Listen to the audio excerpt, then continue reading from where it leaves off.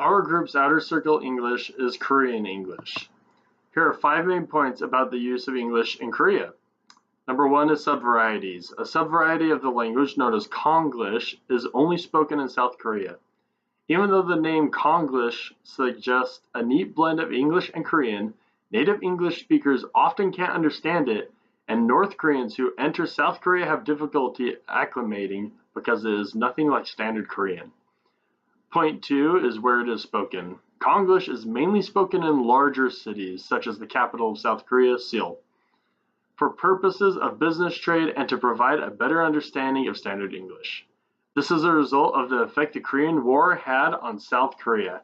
After the Korean War, English use was developed for purposes of international trade as well as communication with the U.S. The U.S. military and government needed Korean citizens who could speak both English and Korean to translate. Thus, Konglish was created.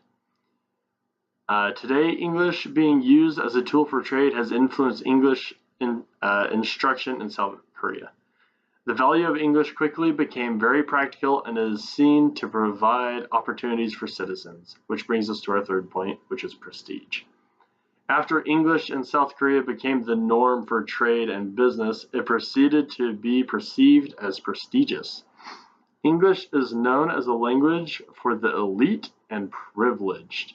Koreans who speak English are more likely to obtain a better education, have more valuable jobs, and most importantly can afford to provide their children with the best education. Parents understand this and desire to learn English and endeavor for their offspring to learn it as well. So that's point number 4, value to children.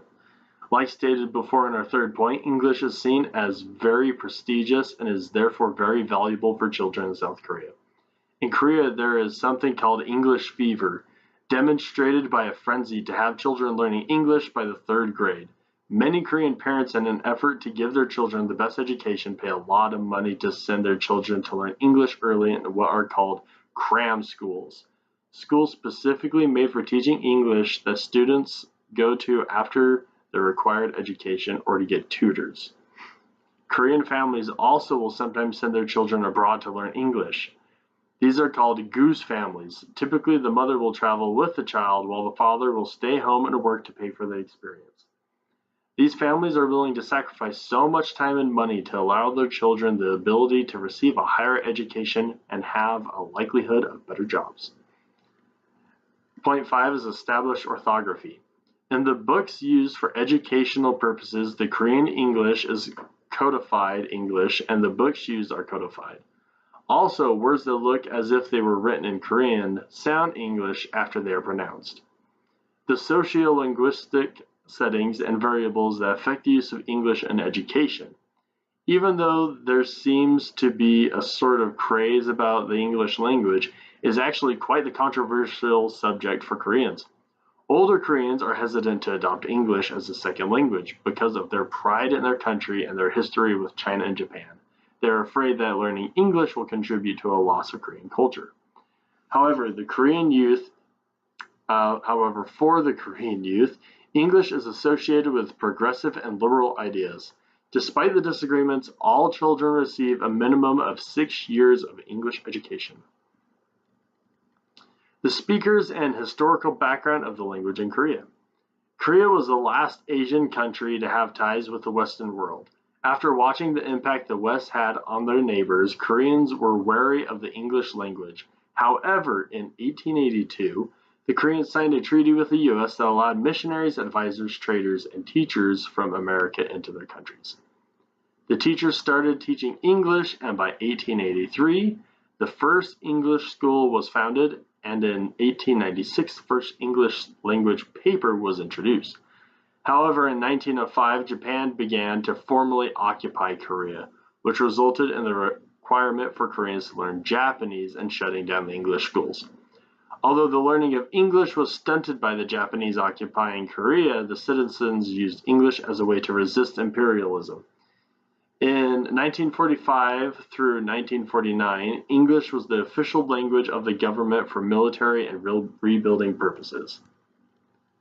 After the Korean War ended, After the Korean War that ended in 1953, Koreans more frequently used English to communicate with U.S. military and government and to conduct business with Americans. In the 1960s, Korean teachers were being trained in English. Following the 1988 Summer Olympics, Koreans began to view English as the language of globalization. Then in 1996, educational reforms put higher priority on learning English. Today, English is pushed a great deal in schools and universities and is the second language of Korea. Some universities have even been taught in English in all or most cases. As for diaspora language forms, the Koreans in China, Russia, Japan, US speak Korean. However, in South Korea, many citizens speak Konglish, the variation of English we discussed earlier. English long term. Our group's belief is that English will continue to be valued in South Korea due to the marketability of English speakers and the prestige associated with it. However, there may come a point where there is some backlash from less affluent Koreans or even from Koreans who worry about Korean culture and traditions being lost as English instruction becomes more prevalent. Also, there are those embarrassed by Konglish because it isn't pure standard English, so there's a possibility that Konglish could die and be replaced with a more standardized English. Despite spending more money on English education than most Asian countries, South Koreans are only considered moderate English speakers according to the EF English Proficiency Index. And in Konglish, there are loanwords, clipped, truncated words, hybrid or blended words, substitutions, semantic shifts, and fabrications. For part B, there are three kinds of linguistic variants that distinguish Korean English from our Englishes.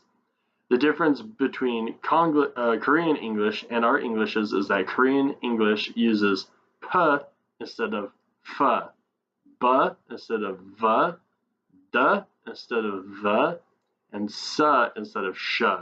And r can be difficult and sometimes it becomes la.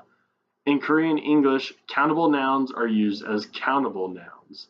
The Korean word order is also different than that of English. Korean word order is subject, object, verb, while English is subject, verb, object. There are no articles in Korean, and Korean is syllable timed rather than stress timed like English, where the words sound flat.